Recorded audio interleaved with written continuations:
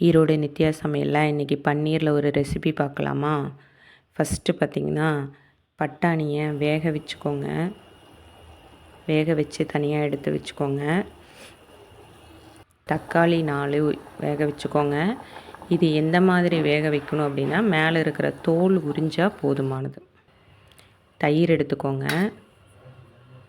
தயிரில் வீட்டு மிளகாய் பொடி போட்டிருக்கிறேன். நீங்கள் மிளகாய் தூள் போட்டாலும் ஓகே தான். உப்பு சேர்த்திக்கோங்க.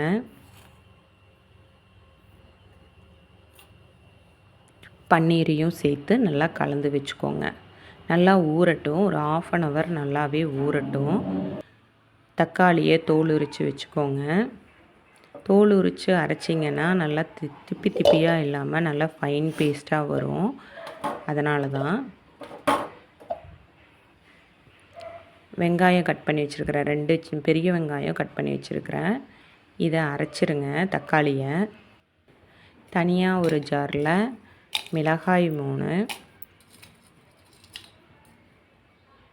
பட்டை, கிராம்பு, சோம்பு, ஏலக்காய் இதை மட்டும் போட்டு தண்ணி விடாமல் கொஞ்சம் கொரகொரப்பாக அரைச்சிக்கோங்க. இப்போது வானிலையில் எண்ணெய் ஊற்றிக்கோங்க.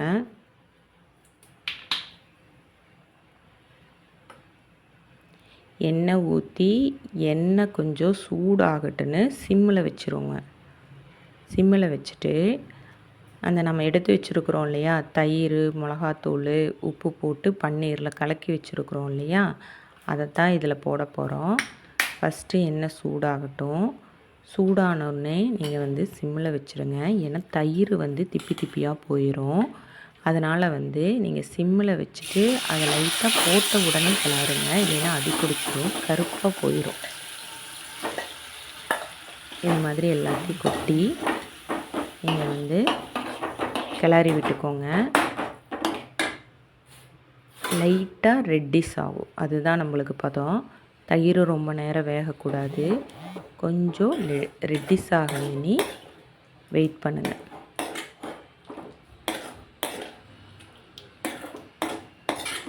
லைட்டாக தான் செவப்பாகும், ரொம்ப செவக்கக்கூடாது. தயிர் ரொம்ப திப்பி திப்பியாகவும் போகக்கூடாது. லைட்டாக வச்சுக்கோங்க. இருக்கிற தயிர் எல்லாத்தையும் எடுத்து அதுலேயே போட்டு சிம்மில் வச்சுக்கோங்க. ஹை ஃப்ளேமில் வச்சிங்கன்னா திரிஞ்சிரும்.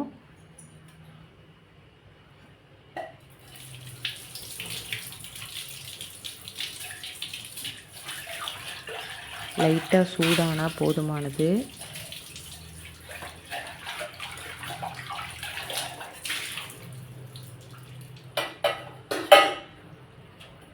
பார்த்திங்களா, கார்னரில் கொஞ்சம் ரெட்டிஷ் ஆயிடுச்சு.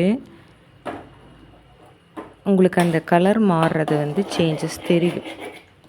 சரிங்களா, தயிர் ஒயிட்டாக இருக்கிறதுக்கும் நம்ம இந்த லைட்டாக ஹீட் பண்ணோன்னே சேஞ்சஸ்க்கும் நல்லா தெரியும்.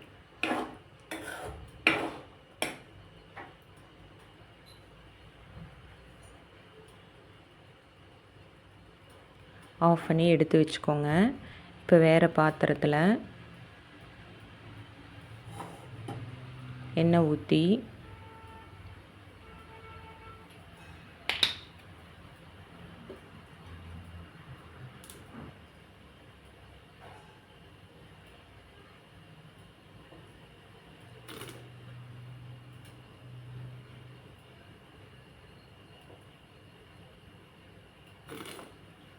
எண்ணெய் ஓரளவுக்கு தாராளமாகவே ஊற்றிக்கோங்க.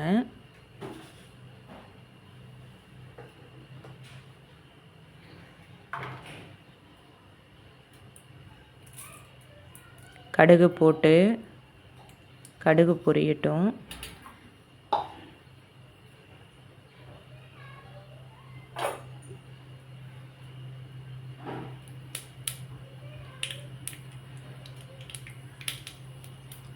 கடுகு பொரியுதுன்னு வெயிட் பண்ணுங்கள். கடுகு பொரியட்டும். வெங்காயம் போட்டுக்கோங்க. வெங்காயத்தை நல்லா வதக்க விடுங்க. ஒரு 2 மினிட்ஸ்க்கு நல்லாவே வதக்க விடுங்க.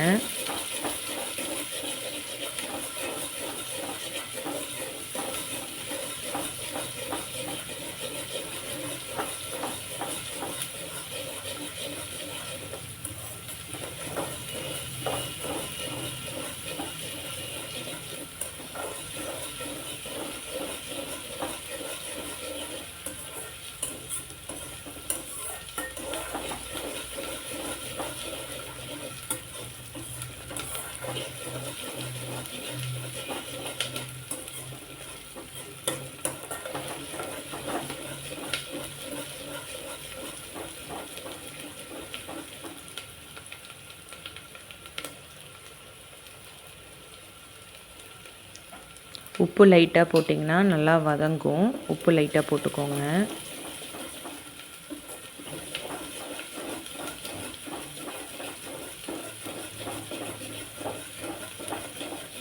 நல்லா வெங்காயம் நல்லா வதங்க விடுங்க.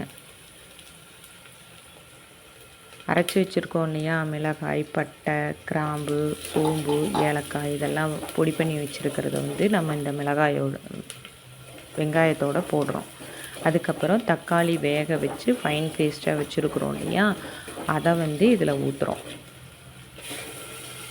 தண்ணி எதுவும் சேர்த்தாதீங்க. இந்த தக்காளி வந்து அடிப்பிடிக்காமல் நல்லா கிளறி விட்டுட்டே இருங்க. அடிப்பிடிக்கக்கூடாது. தண்ணியும் ஊற்றாதீங்க. தண்ணி ஊற்றுனீங்கன்னா அது ஒரு மாதிரி நீத்த ஸ்மெல் வந்துடும். அதனால் வந்து நீங்கள் தண்ணி ஊற்றாமல் இதை வந்து கிளறிட்டே இருங்க. கைவிடாமல் கிளறுங்க.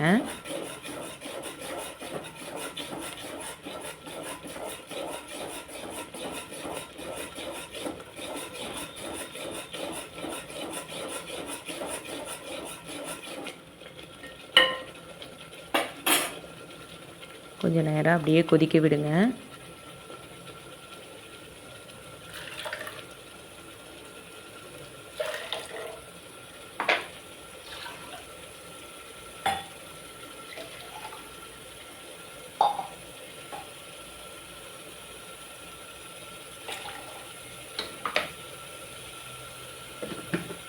அந்த தண்ணி சுண்டுற வரைக்கும் கொதிக்க விடுங்க.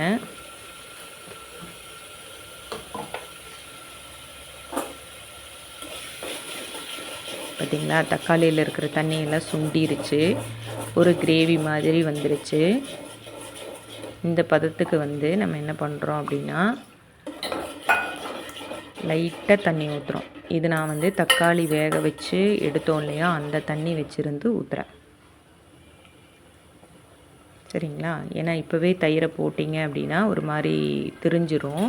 அதனால் கொஞ்சம் தண்ணி ஊற்றி அது கொஞ்சம் சொதன்னு இருந்துச்சு அப்படின்னா உங்களுக்கு தயிர் வந்து கெடாது. இப்போ பார்த்திங்கன்னா சிம்மில் வச்சுருங்க. தயிர் வந்து ரொம்ப நேரம் கொதிக்கக்கூடாது. இப்போது அந்த பன்னீரில் தயிர், மிளகாத்தூள், உப்பு போட்டு கிளறி வச்சுருந்தோம் இல்லையா அடுப்பில் வச்சு, அதை வந்து இப்போ வந்து பன்னீர் உடையாமல் கிளறணும். அதுதான் மெயின். ரொம்ப கொதிக்கவும் விடக்கூடாது, ஏன்னா தக்காளியெல்லாம் நல்லா கொதிச்சிருச்சு. இப்போ பச்சை பட்டாணி வேக வச்சுருந்தோம் இல்லையா, அதை உள்ளே போட்டுக்கோங்க. தண்ணி அளவாக ஊற்றிக்கோங்க. அதிகமாக ஊற்றாதீங்க. அதிகமாக ஊற்றுனீங்கன்னா ரொம்ப தண்ணியாட்ட போயிடும்.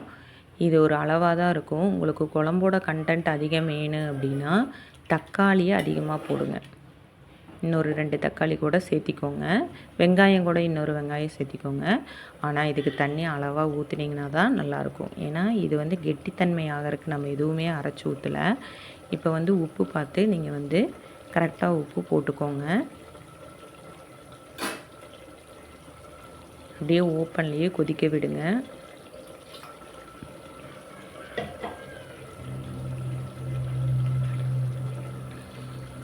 பன்னீர் உடையாமல் பார்த்துக்கோங்க. நான் அந்த தயிரை மட்டும் அலசி ஊற்றுறேன். அளவாக தண்ணி ஊற்றிக்கோங்க. திரும்ப திரும்ப ஏன் சொல்கிறேன் அப்படின்னா, அந்த தண்ணி ஊற்றிட்டிங்க அப்படின்னா தண்ணி வந்து கெட்டி ஆகாது. அளவாக தான் ஊற்றணும். அதனால தான் திரும்ப திரும்ப சொல்கிறேன். அந்த தயிர் வணக்கணும் இல்லையா, அதை வந்து கழுவி ஊற்றிருக்கிறேன். கொஞ்சம் ஓப்பன்லேயே கொதிக்க விடுங்க. பன்னீர் உடையாமல் கிளறுங்க. அடி பிடிக்காமல் பார்த்துக்கணும். கொஞ்சம் கேர்ஃபுல்லாக பாருங்கள். சிம்மில் வச்சே கொதிக்க விடுங்க. நிறுத்தி மூடி வச்சுருங்க.